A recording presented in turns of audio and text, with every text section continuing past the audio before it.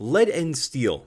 They are a company that are producing some pretty hot stuff right now, if I may be so bold. This Pandora PB-3 has been in my roster for about a year, and the reason why I have not pushed the review out on this sooner was because I wanted to give it a very thorough rundown, and that's exactly what I have done. This is an early serial number, but still a production model. The only thing was with this, when I went to go mount this on top of my CZP-10C, it would not clear, and they had to take it back and cut that face. That cut is now on every Pandora PB-3 to my knowledge, and you're welcome for that. As far as this optic overall, I must say, I like it. I like it a lot. When they first were introduced, they were a little bit over $400 and very hard to come by. They were out of stock for a very long time. Granted, COVID has ruined a lot of things in this world, and supply chain issues is certainly one of them. But to talk about some of the things that I like, the button placement. They're very easy to access. They're on top, and they're very easy to understand which is which. Point the gun straight up, the up arrow is up, the down arrow is down. The emitter being at the 12 o'clock position means that your deck height, or the amount of material where the mount goes to where the glass starts, is extremely thin. That means that you can co-witness this with factory high iron sights with a decent enough cut on your slide and have no issues. As far as the dot, it is a 3 MOA, very crisp dot, and it looks fantastic. It gets more than bright enough. I would say probably even rivaling that of the ACRO P2, which this was designed to beat in a couple of areas. But I'll be honest, for the north of $400 price tag, I was a little skeptical because it really gets close to some very stiff competition, which we will be looking at soon. But now these things are regularly mid-300s, and that really puts it in a completely different price category, given what this optic is and what it's designed to be, an ACRO P2 competitor. And I really do think that it has the ability to go toe-to-toe with some of the much more expensive options for, albeit, much less money. The option of running a standard CR2032 battery was a wise one because the battery life on this thing is, as near as makes no difference, infinite. I have not replaced the battery in about a year of my ownership with this. Removing the battery, you see that the battery compartment itself looks quite robust and very sleek. You have this flower-looking spring at the bottom, keeping good positive contact against the battery, and those nice fingers really lock this battery in tight. The ability to cinch down the battery compartment using a coin, or in this case, a Holosun tool, is also a very nice touch. Now, I do not have an ACRO P2 to compare against this, but I do have a Steiner MPS, which is my go-to optic on one of my go-to pistols. I really love the Steiner MPS, but like the PB-3, I am waiting about a year to get that review out because I really wanted to get as much information on these optics as possible to bring them out to you. But the Steiner MPS, for anyone that is wondering, is about $200 more expensive than the PB-3, weighs about 0.4 of an ounce lighter, but does not run a standard CR2032 battery, and as a result of that, I've actually had to replace the battery on the Steiner more than once in my almost year of ownership of it, which is very annoying. As far as deck height, though, they're both about the same. Both of them have their emitters at the 12 o'clock position, but neither of them are running the same footprint. That's right. While the PB-3 runs a standard ACRO footprint, the MPS, albeit can be attached to an ACRO footprint, is actually a proprietary footprint. When I reached out to Floyd's custom shop to mill my MMP for the MPS, he was like, "Do you want the MPS cut or the ACRO cut?" And I didn't believe him for a second until I looked it up for myself, and sure as hell, yeah, they're different. The MPS will run on an ACRO footprint, but the MPS footprint is a little bit unique, and I'll go over that in that review. As far as the overall size comparison to the MPS, it's actually very, very similar, but the MPS does look a little bit more sleek, having the battery compartment at the 12 o'clock position and the buttons over at the 9 o'clock position, looking at it from the rear. But size, the window-wise, they're both basically the same. But with all that being said, let's get behind the PB-3 and see what it's actually like to use. With the PB-3 mounted 14 inches from the lens of my camera, it is very close to where my eye lines up to my pistol sights when I have them on a pistol and I'm actually using the pistol. So this is a very good representation of what the dot's going to look like 14 inches away from your eye. The window is quite large. The battery compartment being at 9 o'clock, though, does add a bit of girth to it, which I'm not the biggest fan of. However, I do like where the button placement is, and I am going to prioritize button placement over battery compartment placement. And even if they ran with a slightly smaller battery than a 2032, it really wouldn't change the width profile that much. So I'm very happy that they opted to run a standard battery to give us like 40 or 50,000 hours of battery life at like setting 5.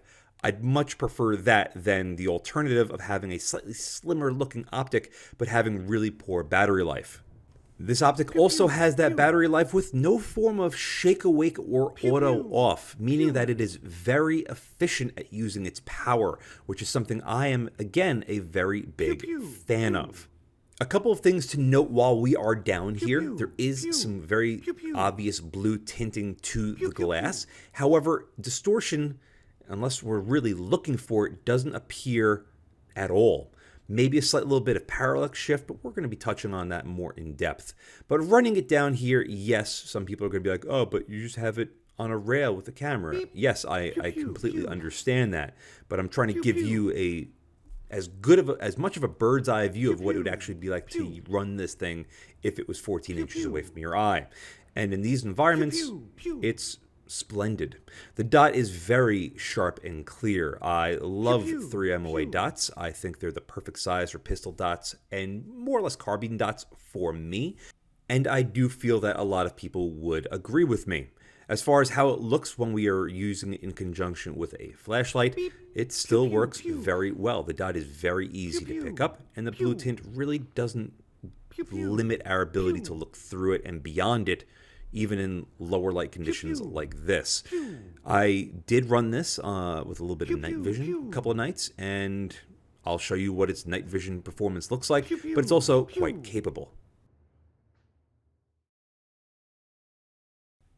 At about 15 yards from this steel rack, and the other targets are a little bit behind that, I have this mounted up on my MMP, and as you can see, MMP, MNC, I'm making that rhyme.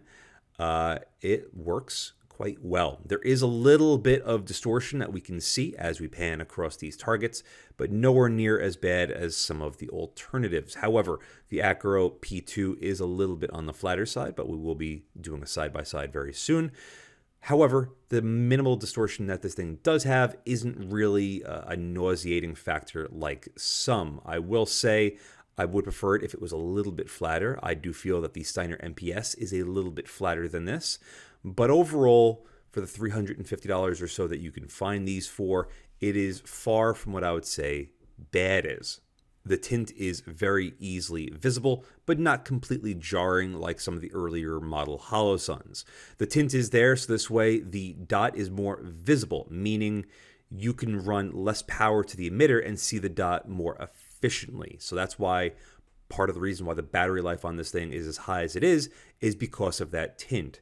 And yeah, it makes sense in that regard. And that's something I'm willing to let slide as long as it's not so blue like a Trijicon RMR, where it's like you're looking through a blue marble. I've used that expression a couple times, and that's the truth behind it. Some people say that it doesn't bother them. For me, though, if it doesn't have to be there, I don't want it there. So yes, I nitpick a lot with distortion and tint, but I could still run this dot perfectly fine. Even RMRs, I could run perfectly fine. But if I have the option of having a dot that is better as far as distortion and brightness and contrast and colors, of course, that's what I want. I want to run the best possible dot possible. And for me, this really isn't too far off from what I am happy with. I had no issues with this, and it's something that I've enjoyed running over the last year or so.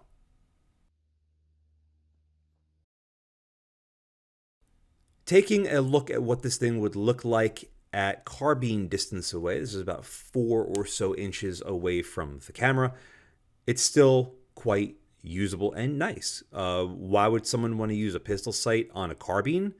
If you're trying to build an ultralight setup, this thing comes in around 2.5 ounces or so. Tie that in with a mount and you're good to go. Or maybe you want to run this offset on top of an optic like an MPVO or an HPVO.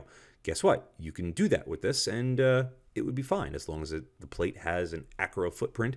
You would have no issues.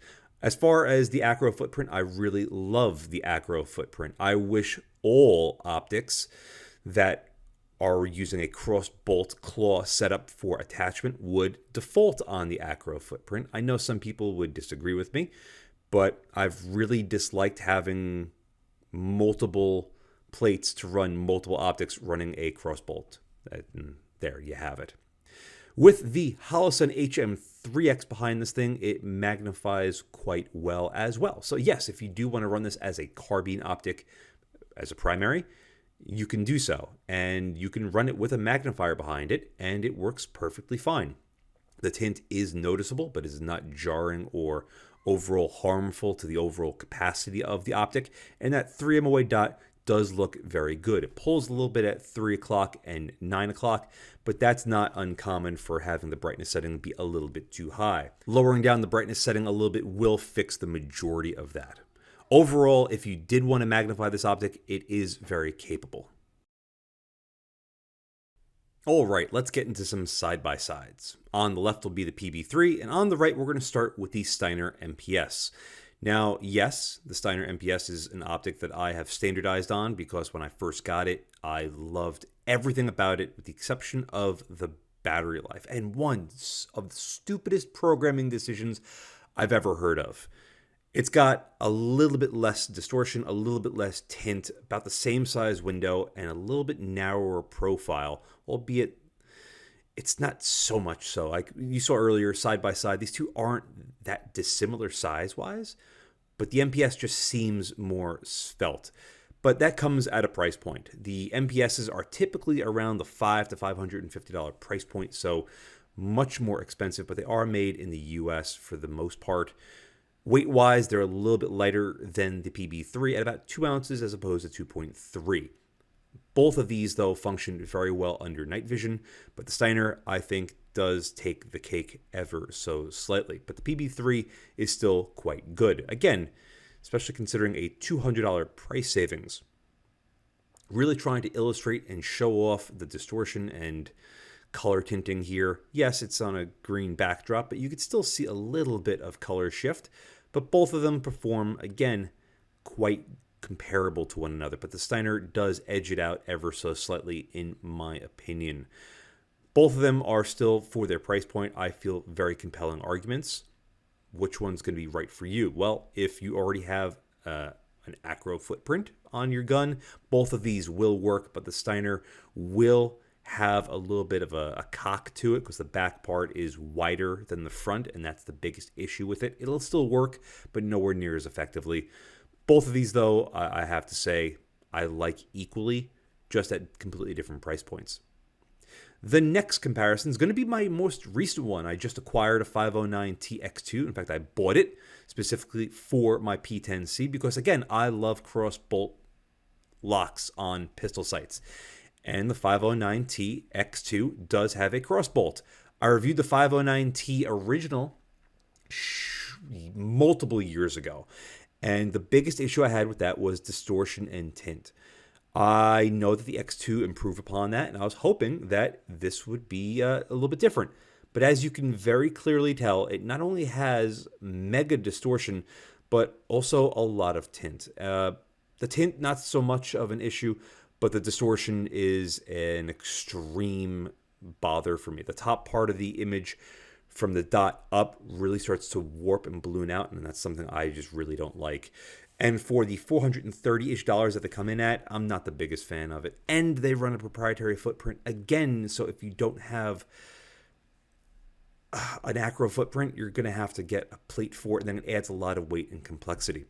The next comparison is going to be with the Holosun EPS, which is what I was hoping the 509T-X2 would be as far as distortion-wise, but it's not. The 509T sucks. The EPS is vastly superior, albeit when you are running the MRS reticle with the dot and the circle around it, the circle starts to distort, but I run it only with the dot, and for just the dot, the EPS is basically perfect. One thing, though, to note, you're going to have to run 2 screws to secure it, but if you're running an optics plate, you already have 2 screws to secure it, so you're not really adding that much strength to the overall system.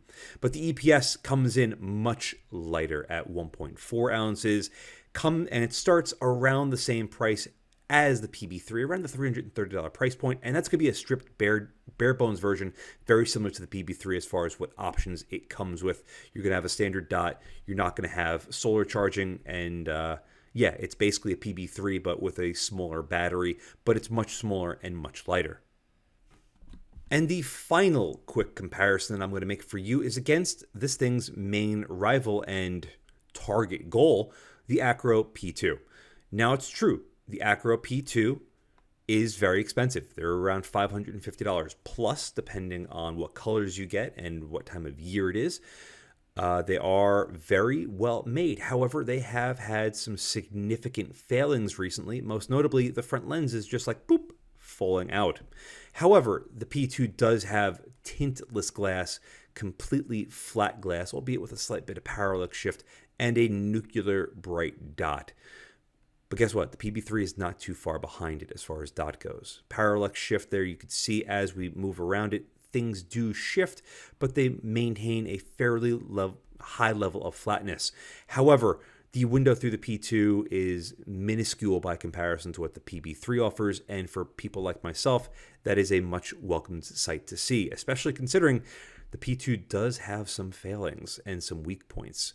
But for the price point of the PB-3 versus the ACRO P2, they're almost in completely different leagues. You're talking about at least a $200 price savings. And weight-wise, they're very close. They're only about 0.2 of an ounce off of one another. So, what are my overall thoughts and findings for the Pandora PB-3? At the beginning, like I said, these things were over $400 plus when they first came out, and I felt that they were a little bit priced out of the market.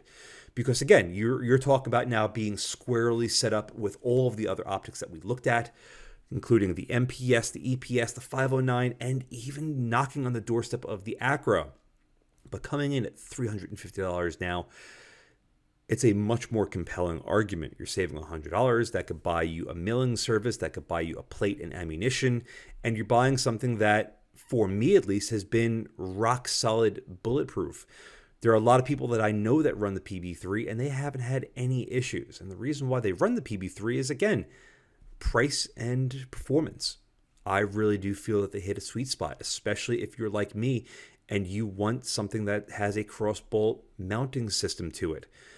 I don't mind 2 bolts, but having a cross-bolt with a big steel claw on there is a lot stronger than 2 little screws that if you hit it just right might snap off, and no one wants that.